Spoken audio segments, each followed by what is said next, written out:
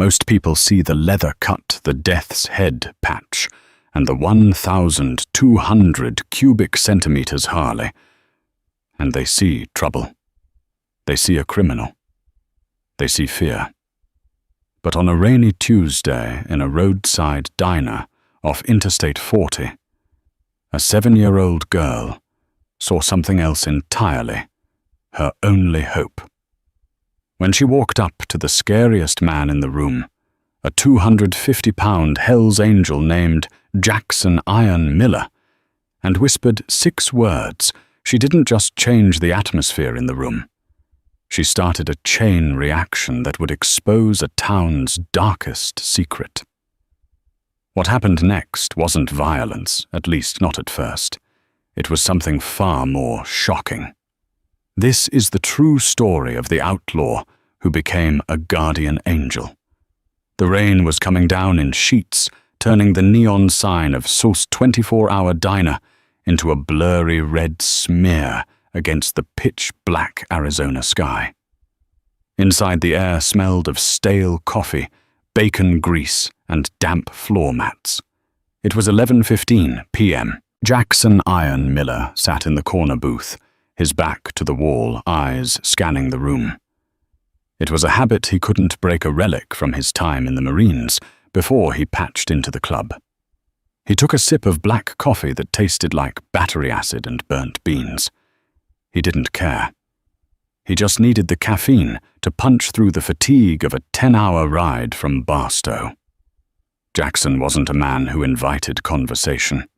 He was 6'4", with a beard that reached his sternum and arms covered in ink that told stories of loss and loyalty. His leather vest, his cut, creaked slightly as he shifted. On the back, the rockers read, "Hell's Angels" and "Nomad." He was alone, which was rare for a patch holder, but he needed the solitude. He was heading to a memorial service in Albuquerque for a brother who had gone down on the highway the week before. His mood was dark, his patience thin. The diner was mostly empty. A trucker was asleep over his plate of eggs at the counter. 2 teenagers were arguing in hushed tones, 3 booths down. And then there was the girl. She couldn't have been more than 7 or 8 years old. She was wearing a pink raincoat that was 2 sizes too big and mud-splattered sneakers. Her blonde hair was matted to her forehead with rain. She had walked in alone a few minutes ago, the bell above the door jingling cheerfully, a sound that seemed cruelly out of place given the look of sheer terror on her face. Jackson watched her from under the brim of his cap. He expected a parent to follow her in. 10 seconds passed. 20. The door swung shut. No one else entered. The waitress, an older woman named Brenda, who had seen everything from drug busts to births in this diner, looked up from the coffee pot. She frowned clearly, about to ask the girl where her parents were. But the girl didn't go to the counter. Her eyes, wide and blue, darted around the room like a trapped bird. She looked at the sleeping trucker. She looked at the arguing teenagers. Then her gaze landed on Jackson. Most kids cried when they saw him. Adults usually crossed the street to avoid walking near him. Jackson braced himself for the usual reaction, the recoil, the fear. Instead, the girl took a deep breath, her small chest heaving, and walked straight toward his booth. Her steps were shaky but determined. She walked past the "Please wait to be seated" sign, past the mop bucket, right up to the table where the giant biker sat. Jackson set his coffee mug down slowly. He didn't smile. He didn't speak. He just waited. The girl's hands were trembling so hard she had to clench them into fists at her sides. She looked over her shoulder at the front window, where the headlights of a car were cutting through the rain, pulling slowly into the parking lot. It was a grey sedan, late model, nondescript. She turned back to Jackson, tears welling up in her waterline. She leaned in, her voice barely a whisper, trembling with a desperation that hit Jackson like a punch to the gut. "Please," she squeaked, Please pretend you're my dad." Jackson froze. He looked at the door. The grey sedan had stopped. The engine cut off. "What?" Jackson rumbled, his voice like gravel grinding together. "He's coming," she whispered, tears finally spilling over. "Please, just for a minute, act like you know me." Jackson looked at the girl, really looked at her. He saw the bruise fading on her wrist. He saw the exhaustion in her posture, and he saw the terrifying reality of the situation reflecting in her eyes. This wasn't a game. The door to the diner opened. A man stepped in. He was wearing a beige raincoat, polished shoes, and wire-rimmed glasses. He looked like an accountant or a school principal. Perfectly normal. And to Jackson's trained eye, completely dangerous. The man didn't look at the menu. He didn't look at the waitress. He scanned the room with a predatory precision hunting. Jackson made a split-second decision. He didn't know who this girl was, and he didn't know who the man was. But he knew what fear looked like, and he knew what predators looked like. Jackson shifted his massive frame, sliding over on the bench seat. He patted the vinyl beside him. "Sit down, Sophie," Jackson said, his voice booming loud enough for the whole room to hear. "I told you not to run off without your jacket zipped up." The girl, whoever she was, didn't hesitate. She scrambled into the booth and slid right up against Jackson's side, burying her face in the rough leather of his vest. She smelled like rain and strawberry beer shampoo. "I'm sorry, Daddy," she sobbed, and the fear in her voice didn't require any acting. "I'm sorry." Jackson wrapped a massive arm around her shoulders, his hand engulfing her upper arm. He glared at the man in the beige raincoat, who was now standing in the center of the diner, staring right at them. "It's okay, Peanut," Jackson said, his eyes locking with the stranger's. "Daddy's here now." The man in the beige coat, let's call him the suit, didn't blink. He stood by the entrance water dripping from his umbrella onto the linoleum floor. He stared at the odd pairing, the outlaw biker with a face like a thunderstorm, and the fragile little girl huddled under his arm. The waitress Brenda walked over with a pot of coffee, sensing the tension but misreading the room. "Can I get you folks anything else? Maybe a hot chocolate for the little one?" "She's fine," the suit said, cutting in before Jackson could speak. His voice was smooth-cultured and ice-cold. He took a step towards the booth. "I'm afraid there's been a misunderstanding. That child is my daughter, Lily. She has a habit of running away and making up stories." The girl under Jackson's arm went rigid. Her fingernails dug into his side, through his shirt. She shook her head violently against his chest, invisible to the man, but clear to Jackson. Jackson picked up his coffee cup with his free hand, bringing it to his lips, slowly. He didn't look at the man. He looked at the steam rising from the cup. "Is that so?" Jackson asked. "Yes," the suit said, taking another step. He reached into his pocket. Jackson's hand dropped beneath the table, his fingers grazing the handle of the Bowie knife sheathed on his belt. But the man only pulled out a wallet. He flashed a photo. It was a picture of the girl smiling, sitting on a swing set. "See, Lily. My name is Arthur. We've been looking for her for hours." It was a good prop, a convincing prop. But Jackson noticed something. In the photo, the girl was wearing expensive clothes, her hair done up in ribbons. The girl clinging to him was wearing hand-me-downs that didn't fit. And the shoes in the photo were brand new. The shoes on her feet were worn through at the toes. "She called you Sophie," Brenda, the waitress, said, looking confused. "You called her Sophie." "It's a nickname," Jackson lied smoothly. He finally looked up at Arthur. And I don't know who you are, buddy, but my daughter ain't going nowhere with you." Arthur's smile didn't reach his eyes. "Sir, I don't want to involve the police. This is a family matter. Lily, come here. Now." The command was sharp like a crack of a whip. The girl whimpered. "No," she whispered. Jackson felt a rage building in his chest, the kind of cold fury that had kept him alive in Kandahar and in bar brawls from Oakland to New York. He turned to the girl. "Do you know this man?" She looked up, her face streaked with tears.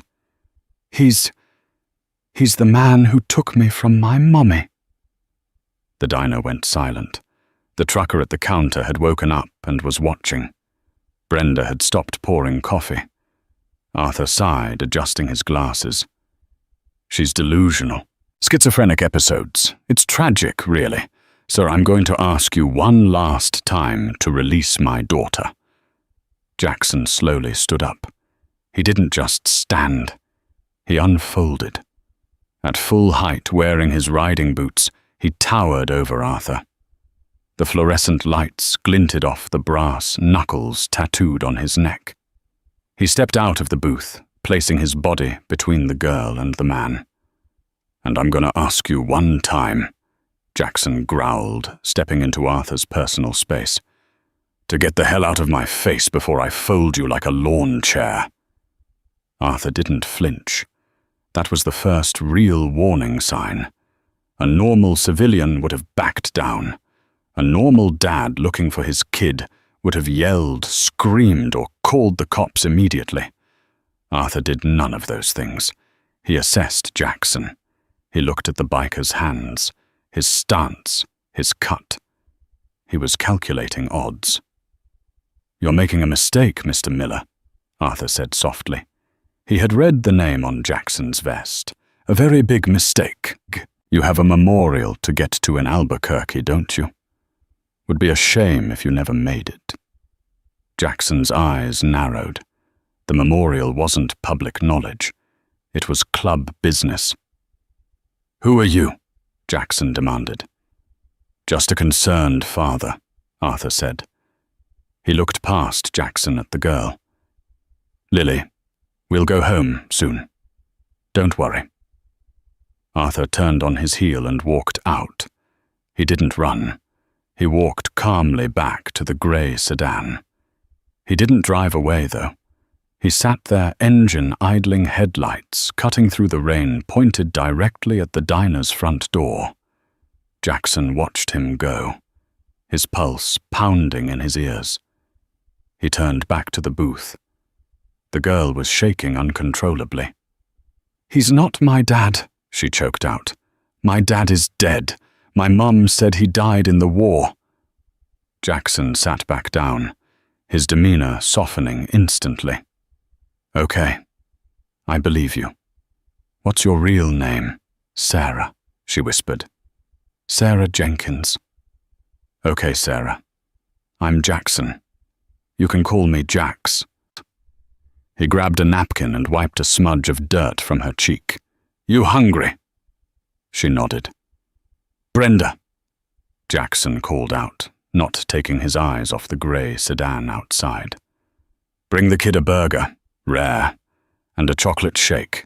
Put it on my tab." "You got it, honey?" Brenda said, her voice shaky. She hurried to the kitchen. Jackson looked at the grey car. The man was on a phone now. "Sarah," Jackson said quietly, "how did that man know where I was going?" "I don't know," she said, "but he knows everything. He found us in Oklahoma. He found us in Texas. Mommy told me to run." "Where is your mommy?" Sarah looked down at her hands. He stopped the car. He hurt her. She told me to run through the woods and find a light. This was the only light." Jackson's stomach turned. This wasn't a custody dispute.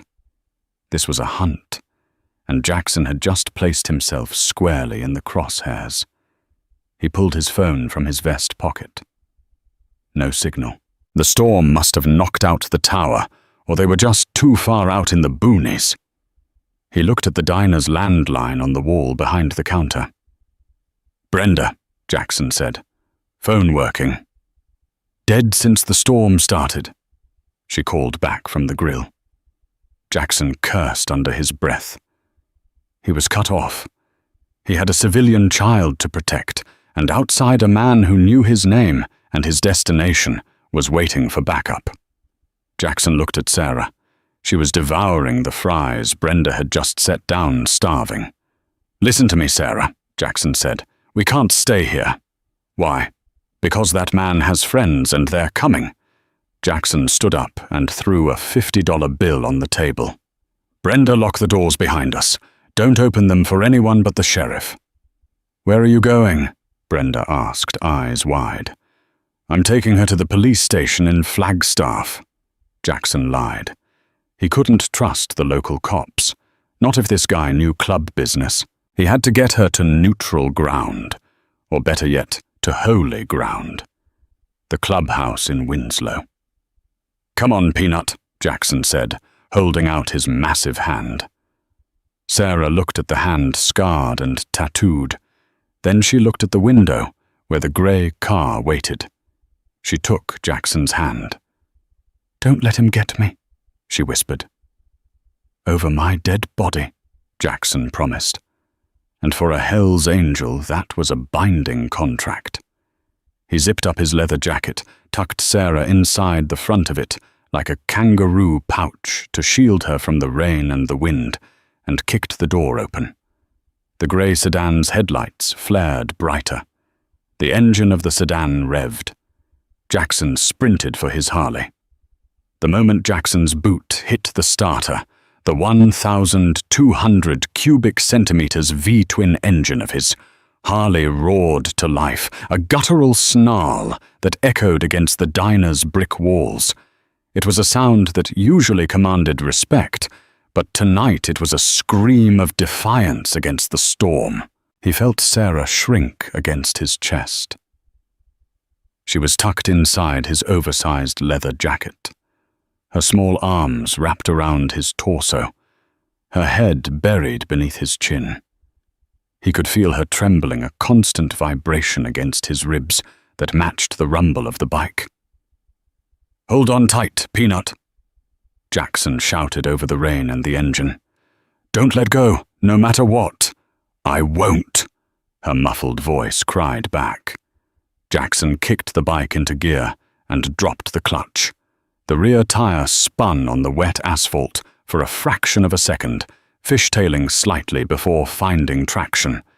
Then they were moving, shooting out of the diner parking lot like a bullet from a gun.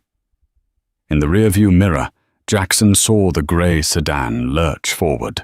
The driver, Arthur, wasn't hesitating anymore. He floored it. They hit the highway Route 66, a stretch of blacktop that cut through the darkness like a scar. The rain was torrential now, slashing sideways in the wind. Visibility was less than 20 feet. For a biker, this was a death sentence. Hydroplaning was a constant threat. One slip, one patch of oil, and the bike would slide out, sending them both skidding across the pavement at 60 miles an hour. But Jackson didn't slow down. He couldn't. The sedan was fast. It was a customized vehicle, the engine whine distinct even over the Harley. It gained on them quickly, its high beams flooding Jackson's vision, blinding him in the mirrors. "He's trying to clip me," Jackson realized. "He doesn't want the girl alive. He wants to run us off the road." Jackson leaned into a curve, the footpeg scraping the asphalt sparks, flying up into the rain.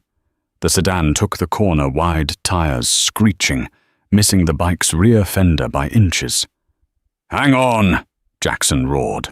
He gunned the throttle, pushing the bike to 80, then 90. The wind tore at his helmet. The rain felt like gravel hitting his exposed skin. Sarah was dead weight against his chest, frozen in terror. Up ahead, the road split. To the left, the highway continued toward Flagstaff. To the right, a narrow service road wound up into the heavy timber of the Kaibab National Forest. It was an old logging route, unpaved and treacherous in this weather. The sedan was right on his tail, the bumper practically touching his license plate. Jackson could see Arthur's face in the rearview mirror, illuminated by the dashboard lights, calm, focused, terrifying. Jackson made a choice. The highway was a killing field. The car had the advantage of speed and stability. But the woods were an equalizer. He waited until the last possible second. He feigned a lean to the left toward the highway. The sedan mirrored him moving to block the lane. Then Jackson slammed his weight to the right. He hit the brakes hard, downshifting violently. The bike skidded the rear end, sliding out in a controlled drift. He fought the handlebars, his muscles straining, and shot into the gap on the right. The sedan couldn't react in time. It flew past the turn brake lights, flaring red as it skidded sideways on the wet highway, spinning 180 degrees before slamming into the guardrail. Metal crunched glass, shattered. Jackson didn't look back. He twisted the throttle, and the Harley chewed into the gravel of the service road, mud spraying high into the air. The forest swallowed them. The towering pines blocked out the ambient light from the highway, plunging them into total darkness, save for the single jittering beam of the Harley's headlight. The road was a nightmare, rutted, muddy, and slick. The bike bucked and weaved the suspension, bottoming out with every pothole. Jackson had to stand on the pegs, using his legs as shock absorbers to keep the ride somewhat smooth for Sarah. "Are we safe?" Sarah screamed, her voice thin with panic. "Not yet," Jackson shouted back. "We need to get higher up." He drove for another 10 minutes, fighting the bike every inch of the way. His arms burned. His eyes stung from the sweat and rain dripping into them. Finally, he saw what he was looking for, an old forestry lookout tower abandoned for the season. At the base was a small, dilapidated equipment shed. Jackson killed the engine. The silence that rushed in was deafening, broken only by the hiss of rain on the hot engine block and the wind howling through the trees. He unzipped his jacket. Sarah tumbled out her legs, wobbly. She looked up at him, eyes wide and luminous in the darkness. "Did we lose him?" she whispered. Jackson listened. He strained his ears against the storm. Far down the mountain he heard the whine of an engine. It was distant, but it was there. The sedan was damaged, but it was still coming. "For now," Jackson said grimly. "But he's tracking us. He's got something. A transponder, maybe." He looked at the girl. "Sarah, check your pockets. Check your shoes. Is there anything on you that isn't yours?" She frantically patted down her coat. "No, Wait." She reached into the pocket of her jeans and pulled out a small silver locket. "Mummy gave me this before she told me to run. She said never to take it off." Jackson took the locket. It was heavy. He popped it open with a thumbnail. Inside there was no picture. Just a small, blinking red light and a microchip embedded in the casing. "A GPS tracker," Jackson hissed. "Your mum didn't know. He must have planted it on her." He threw the locket deep into the woods as far as he could. "Come on," he said, ushering her toward the shed. "We need to make a call, and I need to tell you who my friends are. Because if we're going to survive this night, we're going to need an army." The shed was cold, smelling of sawdust and oil, but it was dry. Jackson kicked the door shut and jammed a rusted shovel under the handle to secure it. He used his lighter to inspect the room. A few rusty tools, a workbench, and a pile of old canvas tarps in the corner. He made a nest out of the tarps for Sarah. "Sit," he commanded gently. She sat, pulling her knees to her chest. She looked tiny, a speck of color in the gloomy shed. Jackson paced the small floor space, trying to get a signal on his phone. 1 bar. Flickering. It was enough. He didn't call the police. He didn't call the sheriff. In Jackson's world, the law was complicated. Cops took hours to respond, asked too many questions, and often worked for the highest bidder. The man chasing them, Arthur, reeked of money and influence. If he could track a locket in the middle of a storm, he likely owned the local law enforcement. Number Jackson called the only people he trusted with his life. He dialed a number he knew by heart. It rang once, twice. "Talk to me," a deep voice answered. No hello, just readiness. "Preacher," Jackson said, his voice low. "It's Iron. I'm in the shit." The tone on the other end changed instantly. Preacher was the sergeant-at-arms for the Nomad Charter. He was a former combat medic, a man who had sewn Jackson up more times than he could count. "Location," Preacher asked. "Kaibab National Forest, Service Road 4 near the old fire watch. I got a civilian with me, a kid, 7 years old." There was a pause. "A kid, Iron? What the hell are you into?" "She's a target, Preacher. Guy in a grey sedan, high-end tech professional. He's hunting her. He tracked us here. I think he's a cleaner for someone they're big. Maybe cartel, maybe government. I don't know." "Is the girl hurt? Shaken? Scared? But alive? And you?" "I'm standing, but I'm pinned down. My bike won't outrun a car on these mud tracks, and he's blocking the only exit back to the highway. I need an extraction." "How many hostiles?" "1 confirmed. But he's a pro, and he's probably called in backup." "Hold the line," Preacher said. Jackson could hear movement in the background chairs, scraping voices rising. "Listen to me, Iron. We're at the clubhouse in Winslow. We've got the Albuquerque chapter rolling in for the memorial tomorrow. The house is full." Jackson closed his eyes, relief washing over him. "How far out?" 40 minutes if we obey the speed limit," Preacher said, and Jackson could practically hear the grin. 20 if we don't." "Don't," Jackson said. "Sit tight, brother. We're bringing the rain. And Iron. Yeah. Keep the kids safe, or don't come back." The line went dead. Jackson slid down the wall, sitting on the floor next to Sarah. He looked at her. She was watching him with intense curiosity. "Who was that?" she asked. "That was Preacher," Jackson said. He's my family." "Like a brother?" "Yeah, like a brother." Sarah picked at a loose thread on her jeans. "My daddy had brothers in the army. He said they would die for him." "That's right," Jackson said. He hesitated, then asked the question that had been burning in his mind. "Sarah, why is that man chasing you?" "Who is he really?" Sarah looked down. Her voice was barely a whisper. "He works for Judge Archer." Jackson froze. The name hit him like a sledgehammer. Judge Franklin Archer. He wasn't just a judge. He was a federal power player, a man rumored to be on the shortlist for the Supreme Court. He was untouchable. He was also known in the underground circles as the man who controlled the flow of narcotics through the I-40 corridor, using his influence to dismiss cases against the major traffickers. "Judge Archer," Jackson repeated, the gravity of the situation sinking in.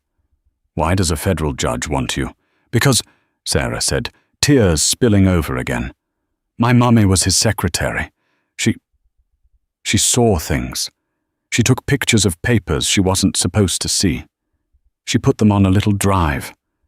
She hid it in my teddy bear." Jackson looked at the backpack Sarah was clutching. A worn brown teddy bear was sticking out of the top. "The bear," Jackson said. "You have the proof." Sarah nodded. "Mummy said if anything happened to her, I had to give the bear to the good police. But I don't know who the good police are. Arthur said all the police work for the judge. Jackson swore silently. This wasn't a kidnapping. This was a clean-up operation. Arthur was a hitman sent to erase a loose end. And the loose end was a 7-year-old girl. The sound of an engine cut through the wind outside. It was closer now. Much closer. Jackson stood up, moving to the crack in the door. He peered out. Down the service road, about 200 yards away, headlights swept across the trees. The grey sedan. It was battered, the front bumper hanging off, but it was moving. And behind it were 2 black SUVs. "Back up," Jackson muttered. He called his friends, too. He turned to Sarah. He crouched down, gripping her shoulders. "Listen to me, Sarah. My friends are coming, but we have to buy them time. I'm going to go out there and draw them away. I need you to stay here, hide under these tarps, and do not make a sound until you hear the roar of motorcycles. Lots of motorcycles. Do you understand?" "No." Sarah grabbed his vest. "Don't leave me." "I'm not leaving you," Jackson said fiercely. "I'm fighting for you. There's a difference." He stood up, checking his knife. He wished he had his piece, but he'd left his handgun in his saddlebag on the bike outside, a stupid rookie mistake born of haste. He grabbed a heavy iron crowbar from the workbench. 20 minutes, Jackson whispered to himself. I just need to hold them for 20 minutes. He stepped out into the storm, closing the shed door behind him. He walked to the center of the muddy clearing, rain plastering his hair to his skull. He planted his feet, gripping the crowbar, and watched as the 3 vehicles crested the hill and came to a stop, their headlights bathing him in blinding white light. Doors opened. Men stepped out. Arthur was in the lead, holding a suppressed pistol. 4 other men, tactical gear assault rifles. "Mr. Miller," Arthur called out, his voice amplified by the strange acoustics of the clearing. "End of the road!" Jackson spat on the ground. He raised the crowbar, a medieval knight facing a firing squad. "Come and get me!" Jackson roared, his voice thunder in the night. But as the men raised their weapons, a low vibration began to shake the ground. It wasn't thunder. It wasn't the storm. It was a rumble, a deep mechanical growl rising from the valley below. It grew louder and louder until it sounded like a B-52 bomber taking off. Lights appeared in the distance.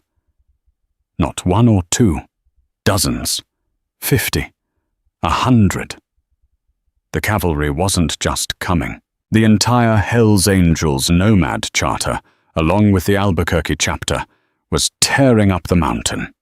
Arthur turned his eyes, widening for the first time. Jackson grinned his teeth white in the darkness. "You hear that, Arthur? That's not thunder. That's Judgment Day." The ground beneath Jackson's boots didn't just vibrate.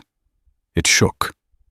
The roar of the approaching motorcycles was a physical force, a wall of sound that drowned out the rain, the wind, and even the frantic shouting of Arthur's mercenaries. Arthur, usually the picture of icy composure, looked toward the tree line with wide, disbelieving eyes. He had expected a lone biker, maybe a local tough guy. He hadn't expected a battalion. "Contact front!" one of the mercenaries screamed, raising his rifle. "We have hostiles! Hold fire!" Arthur barked, his voice cracking. "You fire a shot now, and we all die." He was right. The first bike burst through the brush, a customized road glide with high-output headlights that cut through the gloom like laser beams. Then another, then 10, then 20. They poured into the clearing like a flood of black steel and chrome, circling the perimeter, their engines revving in a discordant, aggressive symphony. The mercenaries backed up against their SUVs, their weapons trained outward, but their faces pale. They were professionals, killers for hire, accustomed to stealth and surprise. They were not prepared for a frontal assault by 70 outlaw bikers. The circling stopped. The engines dropped to a menacing idle. A massive figure dismounted from the lead bike. It was Preacher. Even in the rain, his presence was undeniable. He wore a cut similar to Jackson's, but with the SGTAT arms patch clearly visible. He walked into the center of the clearing, flanked by 2 other bikers who looked like they were carved out of granite. Jackson didn't move from his spot in front of the shed. He held the crowbar loosely, his eyes locked on Arthur. Preacher stopped 10 feet from the mercenaries. He didn't have a gun in his hand. He didn't need one. He lit a cigarette, shielding the flame from the rain with a cupped hand, and took a slow drag. "You boys are a long way from home," Preacher said, his voice carrying easily over the idling engines. Arthur stepped forward, trying to regain control. "This is a federal matter. We are retrieving a fugitive. Step aside, or you will be charged with obstruction of justice and aiding a kidnapper." Preacher laughed. It was a dry, humorless sound. "A fugitive that shed behind my brother over there. That's where you say the fugitive is." "Yes," Arthur said. "Hand her over." Preacher turned his head slightly toward Jackson. "Iron, you got a fugitive in there?" "I got a 7-year-old girl who's scared out of her mind," Jackson replied, his voice rough. "And I got a piece of trash here who murdered her mother." The mood in the clearing shifted instantly. The idle of the bikes seemed to drop an octave, becoming a growl. The bikers dismounted. Chains were unhooked from belts. Knives were drawn. Bats appeared from saddlebags. Arthur sensed the shift. He realized too late that he had miscalculated. These weren't just criminals. They were a tribe. And he had threatened a child under their protection. "Open fire!" Arthur screamed, raising his suppressed pistol. The world exploded into chaos. Arthur fired twice. One round sparked off the shed door inches from Jackson's head. The other grazed Jackson's shoulder, tearing through the leather, but missing the bone. Jackson didn't flinch. He roared a sound of pure primal fury and charged. He didn't run at the guns. He ran at Arthur. The mercenaries opened up with their rifles, but the bikers were already moving. They didn't retreat. They swarmed. It was a tactic known as hugging the belt, getting in so close that the rifles were useless. A biker named Tiny, who was anything but, tackled the mercenary on the left, slamming him into the mud with the force of a falling tree. Another mercenary tried to aim at Jackson, but a chain whipped out from the darkness, wrapping around his wrist and jerking his aim skyward as the gun went off harmlessly into the trees. Jackson collided with Arthur. The force of the impact knocked the wind out of the smaller man. The pistol flew from Arthur's hand, disappearing into the muck. They hit the ground hard, rolling in the slurry of mud and pine needles. Arthur was fast trained in Krav Maga, and he drove a knee into Jackson's ribs. Jackson grunted, tasting blood, but he didn't let go. He grabbed Arthur by the lapels of his expensive raincoat and headbutted him. Crack! Arthur's nose shattered. But the man was desperate. He clawed at his boot, pulling a backup knife. He slashed out the blade, catching Jackson across the forearm. Jackson roared in pain, but used the momentum to twist Arthur's wrist. He heard the snap of bone. Arthur screamed, dropping the knife. Jackson straddled him, pinning his arms with his knees. He raised a fist like a sledgehammer.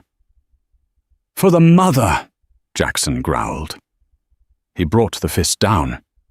Once. Twice, Arthur's face was a ruin. "Iron enough." Preacher's voice cut through the red haze. Jackson froze, his fist raised for a third strike. He was breathing heavily, his chest heaving, rain mixed with the blood on his face. He looked around. The fight was over. It had lasted less than 2 minutes. The 4 mercenaries were on the ground, zip-tied and groaning. The bikers stood over them, bruised but victorious. Preacher walked over and put a hand on Jackson's shoulder. "He's done, brother. Don't kill him. We need him to talk." Jackson stared down at Arthur, who was wheezing through broken teeth. He knows where the evidence is. He knows everything. "Then we'll get it out of him," Preacher said grimly. "Get the girl." Jackson stood up, staggering slightly as the adrenaline dump hit him. His shoulder throbbed and his arm was bleeding, but he didn't care. He turned to the shed. He pulled the shovel from the handle and opened the door. It was dark inside. "Sarah," he called out softly. "It's safe. It's Jax." For a moment there was silence, then a small rustling from under the tarps. Sarah peeked out. Her eyes were wide, terrified. She looked past Jackson at the scene outside the bikers, the flashing lights, the men on the ground. Are they the bad guys?" she whispered, pointing at the bikers. Jackson smiled a bloody, broken smile. "No, Peanut. Those are the good guys. They just look a little different." He held out his hand. She hesitated, then took it. He led her out into the rain. The moment she stepped into the light, the clearing went silent. 70 hardened outlaws, men who had seen prison war and violence, stopped talking. They looked at the little girl in the pink raincoat, clutching a dirty teddy bear. One by one they nodded. It wasn't a bow. It was a sign of respect. She was under the patch now. Preacher walked up, his face softening. He knelt down so he was eye level with her. "Hi there, little bit," Preacher said. "I'm Preacher. You okay?" Sarah nodded slowly. She looked up at Jackson. "Is he your brother?" "Yeah," Jackson said. She looked back at Preacher. "Thank you for saving my dad." Preacher looked up at Jackson, raising an eyebrow. Jackson just shrugged, a look of fierce protectiveness in his eyes. "Any time, kid," Preacher said. He stood up. "All right, let's clean this mess up. We got 20 minutes before the startees get brave enough to come up here. Iron, get in the van. You need stitches." "I ride with her," Jackson said instantly. "Wouldn't expect anything else," Preacher replied. The convoy back to the clubhouse was a funeral procession for Arthur's career and a victory lap for the club. They rode in tight formation, the support van in the center, carrying Jackson, Sarah, and the prisoner, Arthur. Inside the van, a club medic was stitching up Jackson's arm. Sarah sat right next to him, refusing to move. She held the teddy bear like a shield. Arthur was zip-tied in the back, conscious but silent. He knew better than to speak. "So," Preacher said, sitting opposite them as the van swayed on the mountain road. "Judge Archer. That's a big name to throw around, Iron." "The kid says her mom was his secretary," Jackson said, wincing as the needle went through his skin. "Says she hid evidence in the bear." Preacher looked at the bear. "Can I see it, Sarah?" Sarah hugged it tighter. "Mummy said the good police." "We ain't police, sweetheart," Preacher said gently. "But we're the best you got right now. The police were Tohandutsu. Well, some of them work for the bad man." Sarah looked at Jackson. He nodded. "Trust him, Sarah. He's the smartest guy I know." She slowly handed the bear to Preacher. Preacher took it reverently. He felt the seam on the back. He pulled a small pocket knife and carefully cut the stitching. He reached in past the stuffing and pulled out a small metallic object. A USB drive wrapped in plastic. Jackpot, Preacher whispered. He pulled a laptop from a secure case under the seat. He plugged the drive in. Jackson watched Preacher's face as he scanned the files. The medic finished the stitch and taped it up. Preacher's eyes widened. He clicked through folder after folder. Photos, bank records, emails. Holy hell, Preacher muttered. This isn't just drugs. It's human trafficking. It's distinct moving of illegal shipments through the interstate. And Archer is signing off on all of it. He's the architect. He turned the laptop so Jackson could see. There were photos of meetings, photos of payoffs, and a video file. Preacher clicked play. It was a shaky cell phone video. It showed Judge Archer, clear as day, handing a briefcase to a man who looked like a cartel boss. "This brings the whole house down," Preacher said. "The FBI, the DEA. If this gets out, Archer is finished. He'll get life. Or the needle." "That's why he sent the cleaners," Jackson said, looking at Arthur in the back. "He couldn't afford a trial." "So what do we do?" the medic asked. "We can't just walk into a police station with this.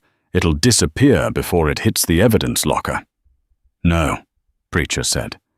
"We go nuclear." He looked at Jackson. "We take this to the press, but not just any press. I got a contact at the Arizona Republic, an old-school investigative journalist who hates Archer's guts. We give him copies. Then we send copies to the FBI field office in Phoenix, the DOJ in Washington, and hell, maybe even the New York Times." "And the girl?" Jackson asked.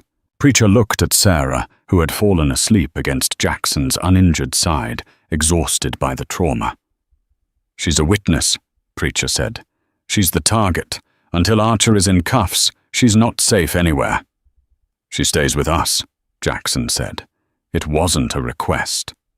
"At the clubhouse?" Preacher asked. "Iron, it's a biker bar, not a daycare." "She stays with me," Jackson corrected. "I got a guest room at my place. You guys provide perimeter security. We lock down until the heat comes down on Archer." Preacher looked at the sleeping girl, then at his brother. He smiled. "You realize what you're doing, right? You're adopting a war." "I didn't choose it," Jackson said, resting his hand on Sarah's head. "She chose me. She walked into that diner and asked me to be her dad. For 10 minutes I pretended." He looked down at her. "I'm not pretending anymore." The van slowed down. They were pulling into the compound. The gates of the Hells Angels clubhouse rolled open. "We're home," Preacher said. They carried Sarah inside Jackson, refusing help despite his injuries. They laid her on a leather couch in the private church room, usually reserved for high-level club votes. Tonight it was a nursery. Preacher got to work on the laptop, uploading files, encrypting emails, setting the world on fire digitally. Jackson sat by the couch, watching her sleep. He thought about his life before tonight. The riding, the drinking, the aimlessness. He had been a soldier without a war, a knight without a cause. Now he had a mission. Arthur was handed over to the authorities, but not the local ones. They drove him to the state line and left him zip-tied to a telephone pole with a sign around his neck that read, "Ask me about Judge Archer." An anonymous tip was called in to the state troopers. By morning, the story broke. It started as a trickle. A local news report about a found fugitive. Then the Arizona Republic dropped the bombshell. Federal judge implicated in international trafficking ring. The evidence was irrefutable. The photos were everywhere. By noon, the FBI had raided Judge Archer's chambers. By 2:00 p.m., he was in custody. But for Jackson, The victory wasn't on the news. It was waking up on the couch to see Sarah sitting on the floor, eating a bowl of cereal that Big Tiny, the 300-pound enforcer, had carefully poured for her. She looked up when Jackson stirred. She smiled. It was the first real smile he had seen from her. "Morning, Jax," she said. "Morning, Peanut."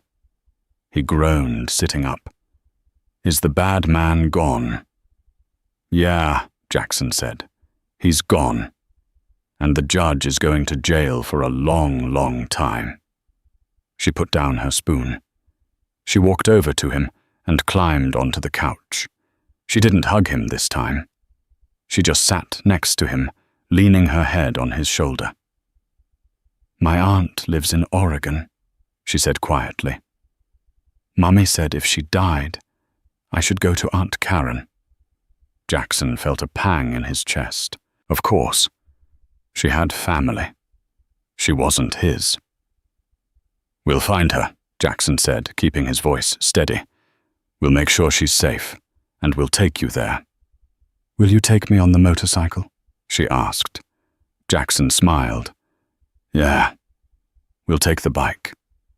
"Good," she said, closing her eyes. "I like the bike. It sounds like a dragon." Jackson wrapped his arm around her. The storm outside had passed. The sun was cutting through the blinds. For the first time in years, the death's head on his vest didn't feel like a symbol of defiance. It felt like a shield. The fallout from the arrest of Judge Franklin Archer was, in a word, nuclear. It wasn't just a local scandal. It was a national firestorm. The evidence Preacher had decrypted from the teddy bear painted a picture of corruption so deep it touched the very bedrock of the state's judicial system. Overnight, the narrative shifted. The Hells Angels, usually vilified in the press as agents of chaos, were suddenly, albeit reluctantly, cast as accidental whistleblowers. The good police Sarah's mother had spoken of turned out to be outlaw bikers who refused to let a child become collateral damage. But for Jackson Iron Miller, the headlines didn't matter. The reporters camping outside the clubhouse gates in Winslow were just noise. His focus was entirely on the little girl sitting on the workbench in the garage, watching him polish the chrome on his Harley. It had been 3 days since the rescue, 3 days of hiding out while the feds secured the witnesses and the threats neutralized. Now it was time to move. They had located Sarah's Aunt Karen, living in a quiet coastal town in Oregon called Cannon Beach. She was Sarah's only living relative, a woman who had been estranged from the family for years, but who broke down in tears the moment Preacher got her on the phone. "She's waiting for us," Jackson said, wiping a smudge of grease from the fuel tank. "We leave at dawn." Sarah looked up, her blue eyes wide. "Is it far?" "About 1,200 miles, Jackson said. 2 days of hard riding if we push it. 3 if we take it easy." "Can we take it easy?" she asked. Jackson stopped polishing. He looked at her. He knew what she was really asking. She didn't want the ride to end. She didn't want to leave the safety of the clubhouse, the towering uncles like Tiny and Preacher, who treated her like a princess. "Yeah," Jackson said softly. "We'll take the scenic route." The next morning, the sun broke over the Arizona desert, painting the sky in streaks of purple and gold. The convoy that rolled out of the compound wasn't a tactical strike force this time. It was an honor guard. 12 bikes, Preacher, Tiny Dutch, and the core of the Nomad Charter. And at the front, Jackson with Sarah, strapped securely in front of him, wearing a custom-fitted helmet Preacher had sourced from a shop in Phoenix. They rode north. The journey was a blur of changing landscapes. They left the red rocks of Sedona behind, climbing up through the pine forests of Flagstaff, crossing the vast, empty expanse of the Navajo Nation. To anyone watching from the roadside, it was a terrifying sight, a phalanx of hell's angels thundering down the highway. But inside the formation, it was the safest place on earth. They stopped at a roadside diner in Utah for lunch. The patrons froze when the door opened, and 12 leather-clad bikers walked in. But the tension broke when Jackson lifted Sarah off a bar stool so she could reach the straw in her milkshake. A waitress brave enough to approach asked if they were on a run. "Just taking my girl home," Jackson said. And for the first time, the lie didn't feel like a lie. That night, they camped near the Great Salt Lake. The bikers built a fire. Sarah sat on a log wrapped in a blanket, roasting marshmallows on a K-bar knife that Dutch held out for her. They told stories, censored versions, of course, of the road of brotherly bonds, of the freedom of two wheels. Sarah listened mesmerized. She fell asleep with her head in Jackson's lap, the firelight dancing on her face. Jackson stroked her hair, looking into the flames. "You know this is going to break you, right?" Preacher said quietly, sitting across the fire. Jackson didn't look up. "Yeah, I know. You could stay in touch," Preacher offered. "Visit." "Maybe," Jackson said. "But she needs a normal life, Preacher. School? Friends? Not this." He gestured to the bikes, the cuts, the weapons. "She deserves peace." "You gave her that," Preacher said. "You gave her a future." The second day took them through Idaho, the landscape turning green and lush. The air grew cooler. Sarah was more talkative now, pointing out cows, rivers, and mountains. She sang songs over the wind, her voice muffled by the helmet. But Jackson could feel the vibrations against his chest. He memorized every moment. The way she squeezed his arm when she saw a deer. The way she trusted him to lean the bike into the sharp curves of the mountain passes. By the afternoon of the third day, they crossed into Oregon. The smell of the ocean hit them miles before they saw it, salt and pine. The sky turned a moody, gray, threatening rain, but it held off. They reached Cannon Beach just as the sun was beginning to set, casting a golden glow over the iconic Haystack Rock jutting out of the Pacific. They navigated the winding streets of the small town, the rumble of 12 Harleys echoing off the quaint shingled houses. They found the address, a small yellow cottage with a white picket fence and a garden full of hydrangeas. It was perfect. It was everything Jackson wasn't. Jackson killed the engine. The silence was heavy. The front door of the cottage flew open. A woman in her 30s looking so much like Sarah's mother that Jackson's breath hitched, ran down the steps. She was crying. "Sarah!" she screamed. Jackson unbuckled Sarah's helmet. He lifted it off her head, smoothing down her messy blonde hair. "Go on," he whispered. Sarah hesitated. She looked at the house, then back at Jackson. Her lower lip trembled. "Go," Jackson said, giving her a gentle nudge. She slid off the bike and ran. Aunt Karen met her at the gate, scooping her up into a fierce hug, burying her face in the girl's neck. They held each other for a long time, sobbing. The bikers watched, silent sentinels. Tiny wiped his eye, pretending it was a bug. Finally, Karen stood up, holding Sarah's hand. She walked toward the bikes. She looked terrified of them, but her gratitude was stronger than her fear. "Thank you," she said, her voice shaking. "I don't know who you are, but thank you. You saved her life." "Just doing the right thing, ma'am," Preacher said, nodding respectfully. Sarah pulled away from her aunt and ran back to Jackson. She stood by the front wheel of his bike, looking up at him. He was still seated, looking like a giant atop a steel beast. "Are you leaving now?" she asked. "Yeah, Peanut. Gotta get back. The road calls." "Will you come back?" Jackson swallowed the lump in his throat. He reached into his vest pocket. He pulled out a small silver pin, a supporter pin, a winged skull. It wasn't a patch, but it meant she was a friend of the club. "Here," he said, pinning it to her pink raincoat. "If you ever need anything at all, you show this to a biker. Any biker. They'll find me." Sarah touched the pin. Then she reached up. Jackson leaned down. She wrapped her small arms around his neck and kissed his bearded cheek. "I love you, Daddy Jax," she whispered. Jackson squeezed his eyes shut, fighting back tears that threatened to ruin his tough exterior. He hugged her back just for a second, then pulled away. "Be good, Sarah. Be brave." "I will." She stepped back.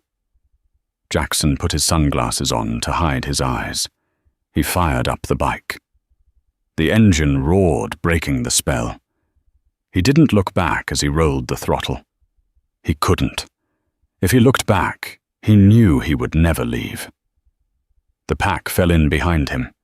They rode out of the quiet seaside town back toward the highway, back toward the desert, back toward the life they had chosen. But Jackson Iron Miller was different now. The darkness that had followed him since the Marines, the hollowness he had tried to fill with speed and violence was gone. It had been replaced by something else. A memory. A promise. 10 years later. Jackson was sitting in the clubhouse office. He was the president of the Nomad Charter now. His hair was grayer, his beard a little whiter, but his eyes were sharp. The mail had just arrived. A large cream-colored envelope sat on his desk. He opened it. It was a high school graduation invitation. Sarah Jenkins, valedictorian, class of 2036. Inside there was a handwritten note. "Dear Jax, I'm going to law school in the fall. I want to be a prosecutor. I want to be one of the good police. I still have the pin.